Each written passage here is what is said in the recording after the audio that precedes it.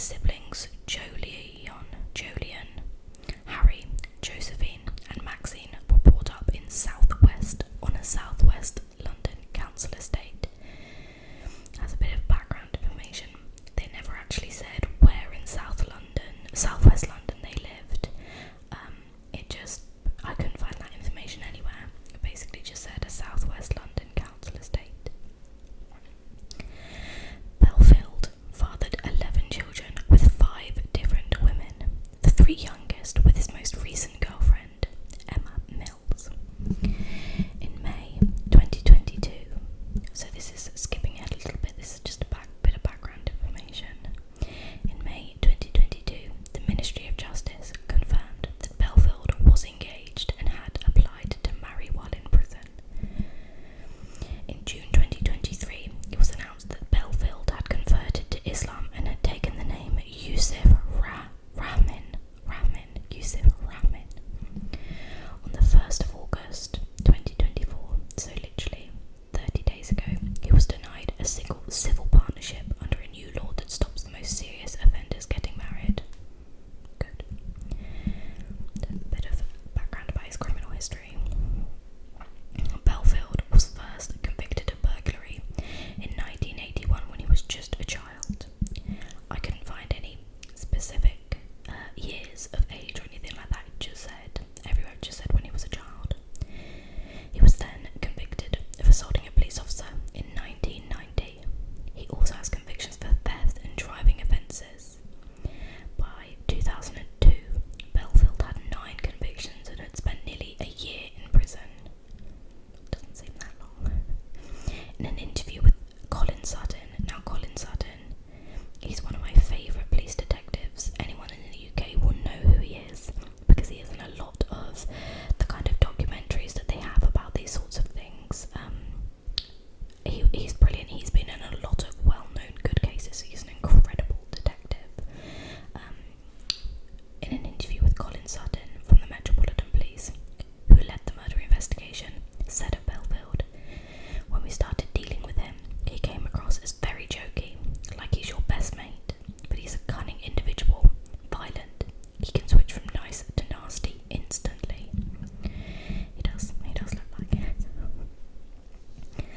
Bellfield searched for his victims on the street he knew intimately. The detectives tracked down a number of exes who all described a similar pattern of behaviour when they got involved with him. Quote, "He was lovely at first, charming, but then controlling and evil.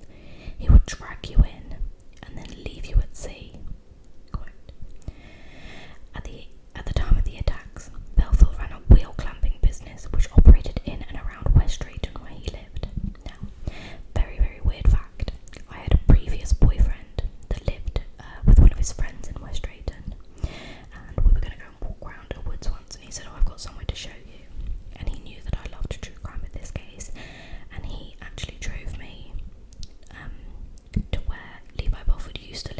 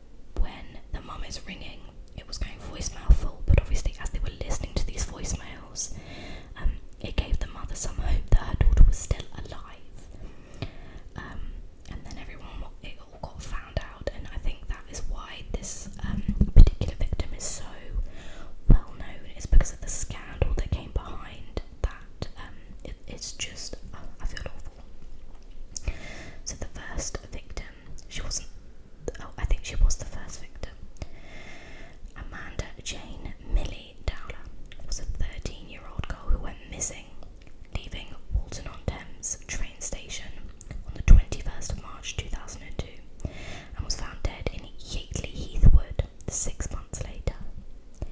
In August 2009, Surrey Police submitted a dossier to the CPS containing evidence of Bellfield's involvement in the murder of Millie. On March 2010, Bellfield was charged with the kidnapping and murder of Millie, as well as the attempted kidnapping of the then 12-year-old Rachel Cowles on the 20th of March 2002. A closed-circuit television camera located further along the road showed no images of Dowler. A red Daewoo Nexia, which belonged to Levi Bellfield's girlfriend Emma Mills at the time, was photographed driving past the same camera at 4:32 p.m. In an April 2009 interview, Emma Mills stated that Bellfield was indeed driving the car. The Crime Watch UK appeal.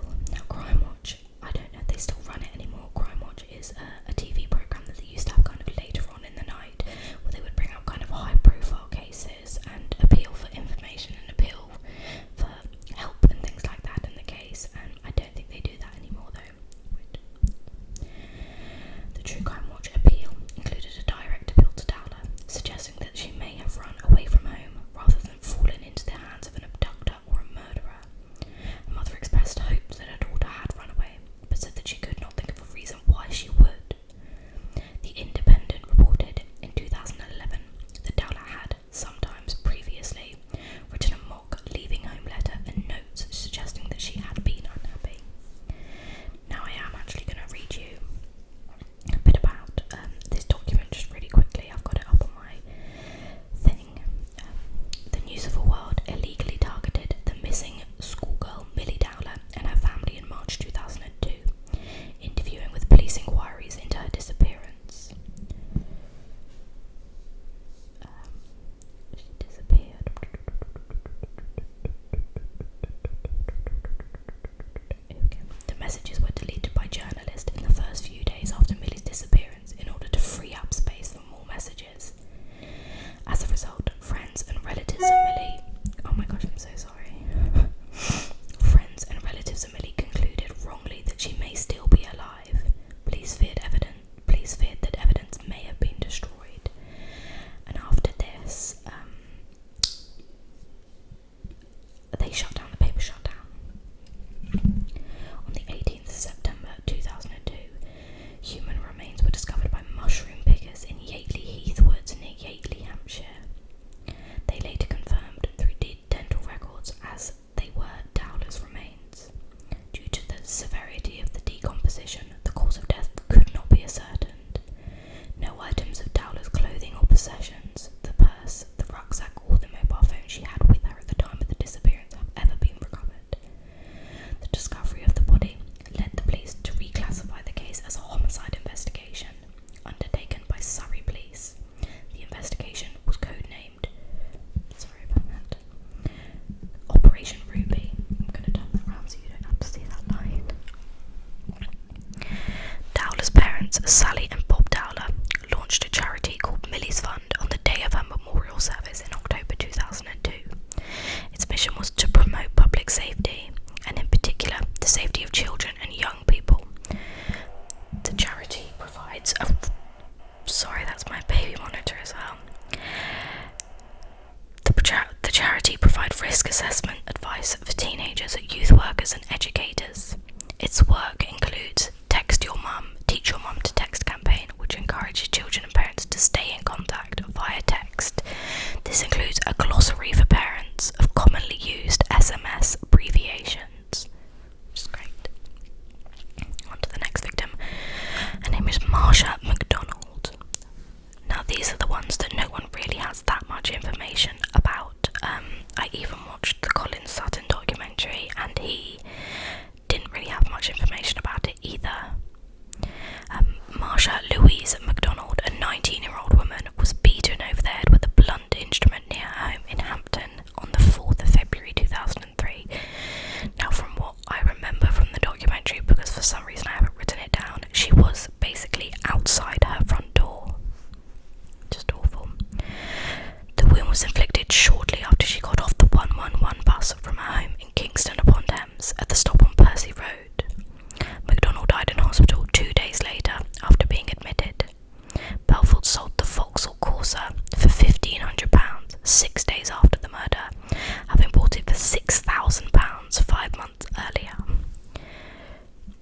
this was literally the only information that I could find on that case.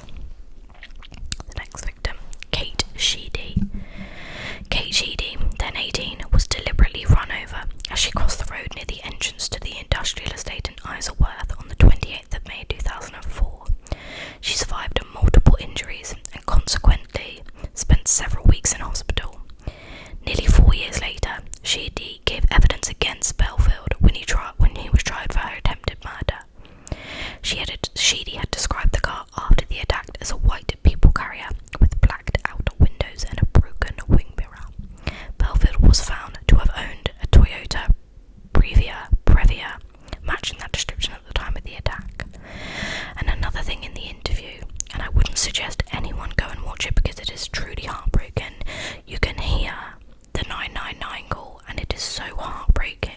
You can tell that she is just in so much pain, and she calls them and she says, "I've been run over, I'm hurting, my body hurts," and you can feel the desperation, and it is so heartbreaking, and I wouldn't recommend anyone going and watching it, but if you're interested about the case, Kate Sheedy did give permission for news places to release this, to give to make people come to this case and come together and realise who this man really was. Now, next victim was Amélie Delagrange. Amélie Delagrange was a 22-year-old French student visiting the UK. She was found at Twickenham Green on the evening of the 19th of August 2004 with a serious head injury and died in hospital on the same night. Within 24 hours, the police established that she may have been killed by the same person who had killed Marsha MacDonald 18 months earlier. Bellfield had reportedly confessed to this murder while on remand.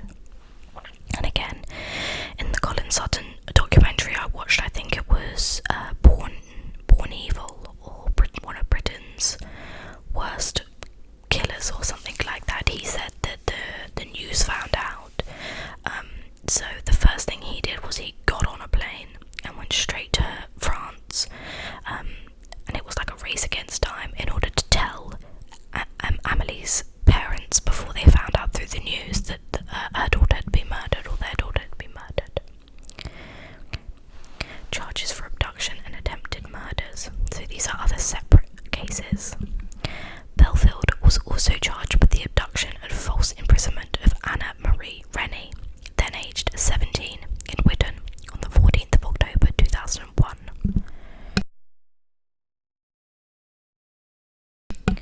Rennie identified him in a video lineup parade 4 years later. He was also charged with the attempted murder of Irma Dragoshi, then aged 39, in Longford on the 16th of December 2003. Unfortunately, the jury failed to reach a verdict on these charges, and now, as you can tell throughout these cases, he's getting further and further and further out. Millie began in West Drayton or Walton-on-Thames. They are fairly close to each other, and then he starts gradually going out to places like Longford and things like that. Convictions and imprisonment. Bellfield was found guilty of the murders of MacDonald and Delagrange, as well as the attempted murder of Sheedy on the 25th of February, more than 3 years after the attack. The following day he was sentenced to life imprisonment with a whole life order. Now, whole life orders in the UK, they are not given out to a lot of people. I know in the US you have concurrent, so some are served one after the other, so sometimes people are given like 150 years, 200 years in prison, whereas here they run here they run concurrently, and in America they run consecutively, so you can get 100 years, you can get like 50 years for one crime. You can't even get 50 years, you can get like, I think the maximum is like,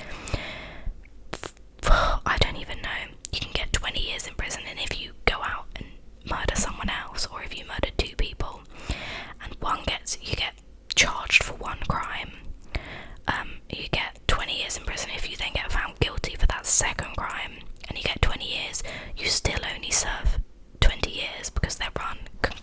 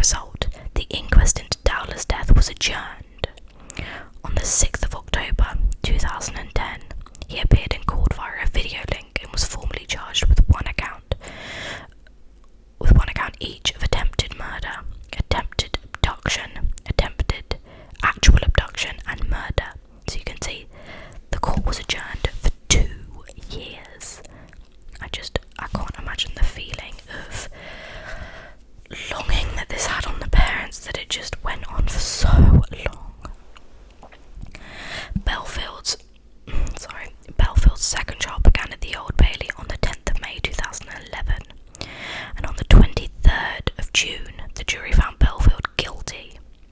He was again sentenced to life imprisonment the following day, and the trial judge once again imposed a whole life order. The trial of Bellfield on another charge, that of the attempted abduction of an 11-year-old girl who was offered a lift in the Walton area by a man in a red car on the day preceding this murder, but was abandoned due to the newspapers publishing prejudicial materials. I think what that means is they released information about the case that they weren't supposed to release. And newspapers here in the UK, we do have quite strict things that they're not allowed to post children's faces and things like that.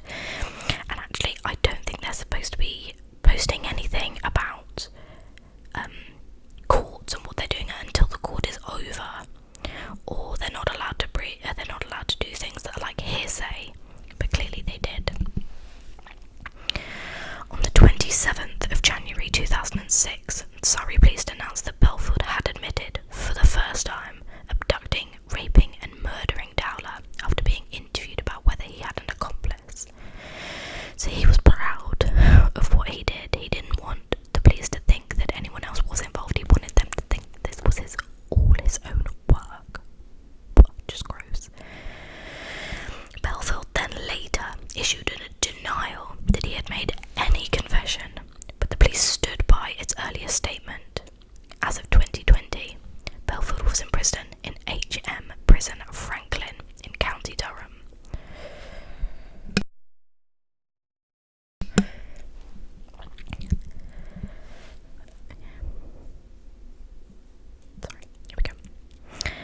Police were informed in early 2015 that Bellfield, in his cell in HM Prison Wakefield, had admitted to unsolved rape and murder cases. The Metropolitan coordinated the subsequent investigations with 10 police forces.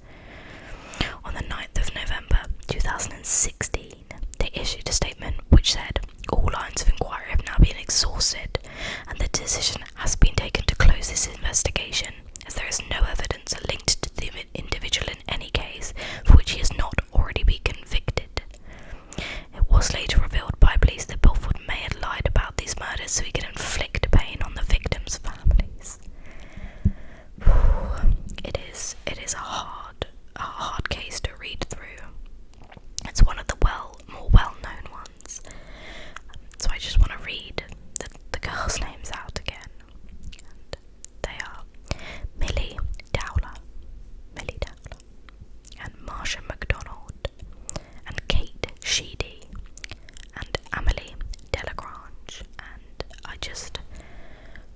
I don't know, what a sick individual. I'm just gonna look up to see, because I think he actually tried to commit suicide in prison.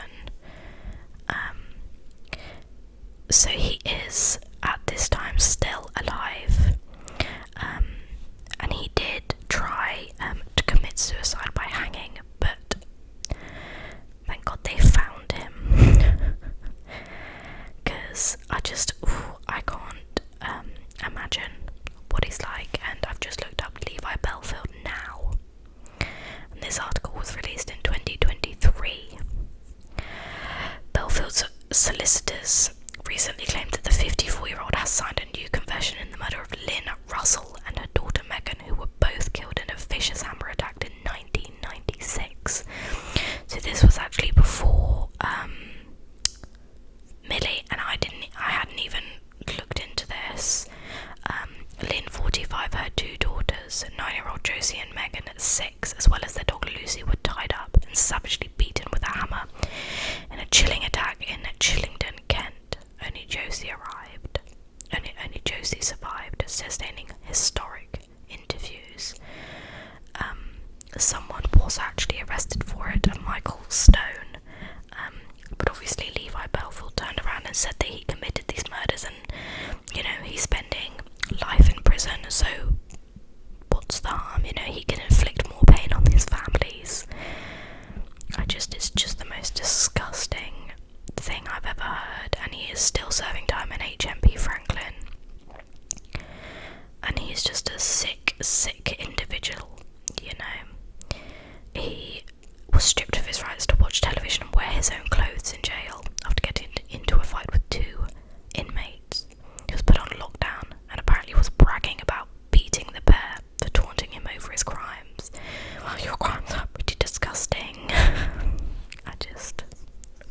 this is interview here. Bellfield met his now fiancée through the Yorkshire Ripper Peter Sutcliffe when they were imprisoned on the same wing. Why would you want to be with a man like that? I'll never understand people that go for people in prison already, especially someone that is clearly has an issue with women. I just don't get it. Well, thank you for watching, everyone. I got a lot of my information through so many different sources.